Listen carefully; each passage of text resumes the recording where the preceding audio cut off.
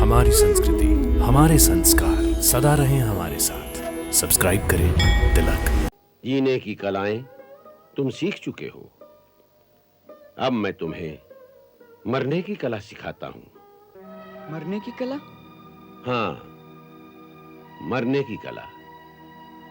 इस कला के द्वारा प्राणी सहज में ही मोक्ष प्राप्त कर सकता है। अर्थात ये मोक्ष प्राप्त करने की कला है? हाँ, मोक्ष प्राप्त करने की कला है और बड़ी सहज कला है। मोक्ष की प्राप्ति और सहज? हाँ, अब मैं तुम्हें अति गुप्त से गुप्त और अति दिव्य से दिव्य कलाएं प्रदान करने जा रहा हूं। अब तक मैंने तुम्हें जो कलाएं सिखाई हैं, उनसे जीवन में विजय प्राप्त होती है।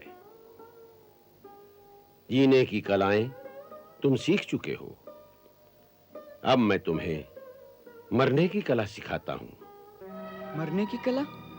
हाँ, मरने की कला। इस कला के द्वारा प्राणी सहज में ही मोक्ष प्राप्त कर सकता है। अर्थात ये मोक्ष प्राप्त करने की कला है? हाँ, मोक्ष प्राप्त करने की कला है और बड़ी सहज कला है। मोक्ष की प्राप्ति और सहज? हाँ,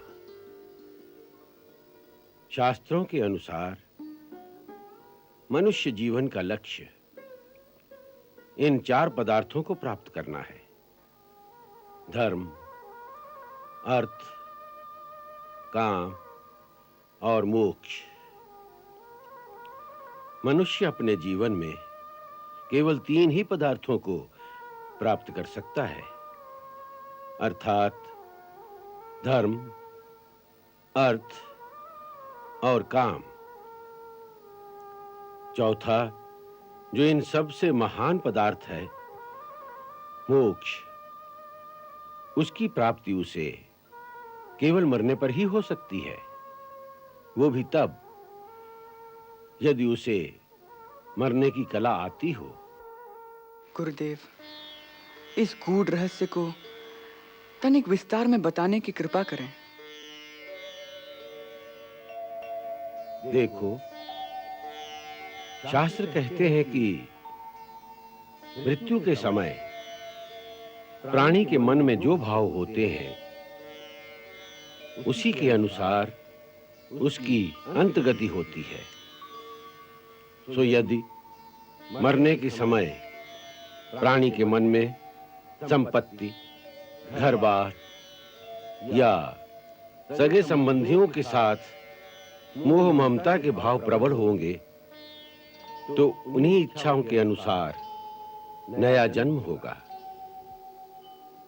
और इसी प्रकार जन्म जन्मांतर के चक्कर में घूमता रह जाता है। और यदि मरने के समय प्राणी संसार की सारी माया ममता को भूलकर केवल श्री हरि के चरणों में मन को स्थिर करके प्राणों का त्याग करे, तो उसी क्षण उसे मोक्ष की प्राप्ति हो जाती है। यही वो मरने की कला है जिससे बड़ी आसानी से मोक्ष की प्राप्ति हो जाती है। गुरुदेव, आपने जिस कला को इतना सहज बताया, वो कला इतनी सहज नहीं। जिस प्राणी का मन अपने अहंकार के मद में चूर जीवन भर केवल सकाम कर्मों में उलझा रहेगा, उसे मृत्यु के समय अचानक श्री हरि की याद कैसे आएगी? ये बहुत कठिन है। तुमने ठीक ही कहा कि यदि जीवन भर प्राणी केवल सकाम कर्मों में ही उलझा रहेगा, तो अंत समय में उसे श्री हरि चरणों का ध्यान कभी नहीं आएगा। इसलिए यह आवश्यक है कि मनुष्य सारा जीवन अपनी दिनचर्या में नित्य प्रति थोड़ी देर के लिए बाकी सब कामों को भूलकर केवल श्री हरि का स्मरण करे, उनके चरणों का ध्यान करे, उनकी लीलाओं का गान करे कि किस प्रकार प्रभु अपने भक्तों की रक्षा और दुष्टों का नाश करने के लिए बार-बार पृथ्वी पर अवतार लेते रहे हैं। कभी नरसिंह रूप में, कभी कच्छप रूप में और कभी वराह रूप में। उन अवतारों की कथाओं का नित्य श्रवण करने से न केवल उसकी आस्था और उसके विश्वास दृढ़ होते जाएंगे, बल्कि अपने हृदय में स्वयं ही भक्ति का स्रोत भी बहने लगेगा। वही अंत समय में उसकी सहायता करेगा।